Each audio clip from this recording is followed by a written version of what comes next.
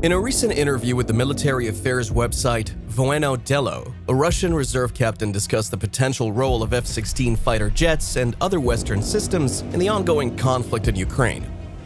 Vasily Danikin claims that even after sending a variety of weapons such as aircraft, tanks, artillery guns, drones, and others to fend off the Russians, Ukraine is still having trouble defending its territory. The F-16 can be provided by the Europeans, but the United States appears to be against it, according to Danikin. Danikin added, "Let's say the Netherlands transfers the F-16 or some other country, but the Americans are the ones who approve the delivery." Notably, Danikin thinks that the Su-35 and MiG-31 aircraft of the Russian Air Force could face a formidable challenge from the F-16. The F-16 is a fighter of the fourth generation. When compared to our Su-35, Su-35SM, and MiG-31, it will be too durable, according to him. He also said that if they do come into contact over Ukraine, the MiG-31 and Su-35 are well equipped to handle the F-16. Danikin also advocated for giving the Russian military personnel financial incentives to bring the F-16s down. He thinks that some F-16s should be captured instead of all of them being destroyed in order to learn more about American technology. The Su-35 fighter jets of Russia may be accustomed to flying over Ukraine, but it's unclear if they'll come up against the F-16 aircraft of the United States Air Force, which Kiev has repeatedly requested. When compared to the F-16 Fighting Falcon, retired U.S. Air Force Lieutenant Colonel Dan Hampton called the Su-35 multi-role fighter junk in an interview that was published in Ukrainian by Voice of America on March 14th. "Our aircraft are tougher. I wouldn't bet on the Su-35 or any other Russian-made aircraft in a combat situation," he said. The F-16A variant is said to have a thrust-to-weight ratio of somewhere between 0.99 and 1.02, while the F-16C variant is set to have a thrust-to-weight ratio of somewhere between 0.91 and 1.06. So Ukraine will likely receive the Dutch F-16A or B or Polish F-16CD. The Su-35S is set to have a thrust-to-weight ratio of around 1.3 in comparison, and as Eurasian Times previously covered, a higher thrust-to-weight ratio enables an aircraft to accelerate quickly, while the Su-35S has significantly higher wing loading than the F-16. A plane can perform tight turns while maintaining speed when the wing loading is lower. Therefore, the outcome of a combat engagement between an F-16 and an Su-35 within visual range should depend on the individual skill of the two pilots. A helmet-mounted display system would be useful for pilots in this situation. The R-73 and R-74 infrared-guided missiles, both of which can be operated from a helmet-mounted sight, are used by the Su-35 for within visual range combat. The infrared-guided AIM-9X Sidewinder, which could also be launched using HMS, would be used by the F-16s. Missile approach warning systems are known to be installed on the F-16 and Su-35 to detect incoming infrared-guided missiles that could be neutralized with flares. There are numerous instances of AIM-9 missiles, including the most recent 9X version, failing to stop Russian infrared flares, and these failures are well documented. The infrared-guided missile was successfully deflected away from the Su-22's pilot's fighter by flares that were launched right away. Ultimately, the Super Hornet used the long-range AIM-120 AMRAAM to shoot down the Su-22, but many were surprised by the AIM-9X's inability to counter the flares. The AIM-9X may have become too accustomed to rejecting American flares, according to experts at the time. AIM-9 did not succeed against Russian-made flares in all instances, though. The U.S. Air Force ran the top-secret 4,477th Test and Evaluation Squadron in the 1980s at the Tonopah Test Range in Nevada, where it operated Soviet fighters gathered from all over the world, often captured by allies. The United States Air Force tested a flare dispenser that had been on a Su-25 ground attack jet that had been shot down over Afghanistan during one of the many tests of Soviet aircraft conducted during the Cold War. The AIM-9P, which is made to see past flares, was tested against this flare dispenser. However, the missile was successfully diverted by the Soviet flares. The AIM-9P was too specialized for the characteristics of American flares it had been tested against, which was still a problem this time.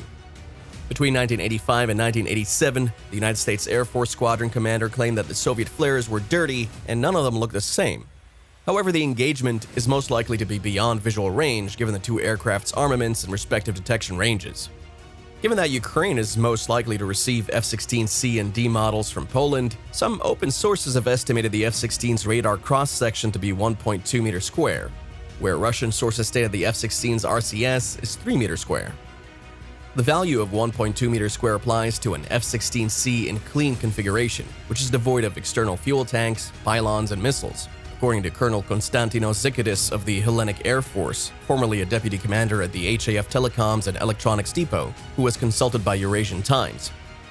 An F-16C Block 50-52 would have an RCS value closer to 3 meters square, with a typical configuration of 2 fuel tanks of 370 gallons, 2 AIM-9X, and 2 AIM-120 missiles.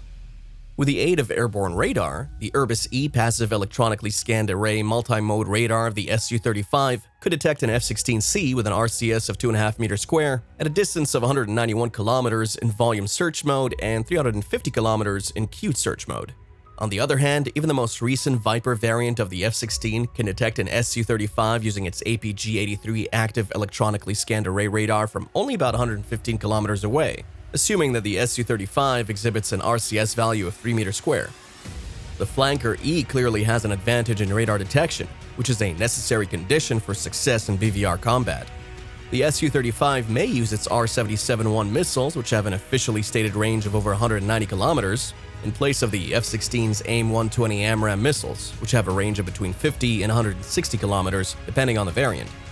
According to a study on the Russian air war in Ukraine carried out by the London-based Royal United Services Institute, the Russian Su-35S has been extremely effective and lethal against Ukrainian aircraft throughout the entire war. It is equipped with the R-77-1 air-to-air missile.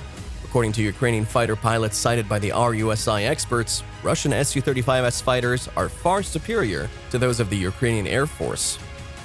The R-77-1 and the superior look-down and shoot-down capabilities of the Irbis-E radars aboard the Russian fighters make up the majority of the technological difference between the two Air Force's aircraft.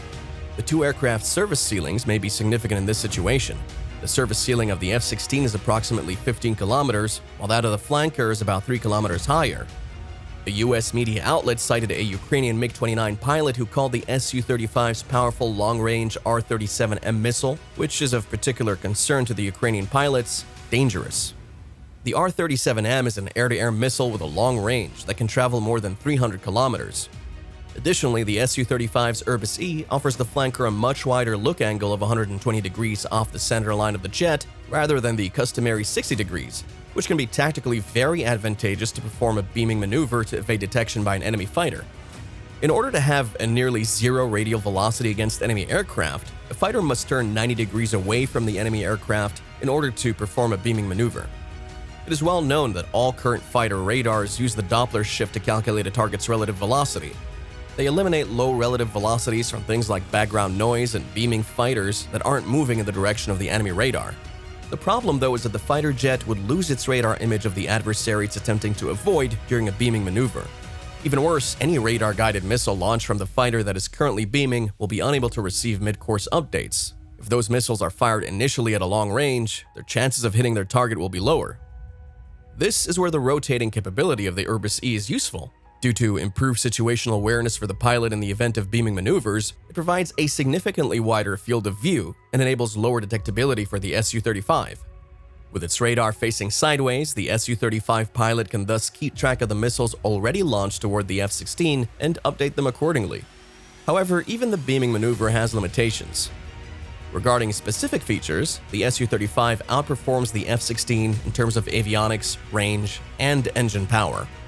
On the other hand, the F-16 is incredibly agile and has a history of carrying out successful combat missions. The ability and training of the pilots, the weapons and capabilities of each aircraft, the environment and terrain of the conflict, and many other factors would all affect how the situation turns out. It should be noted that contemporary air warfare is very complicated and frequently includes many components other than the performance capabilities of the aircraft.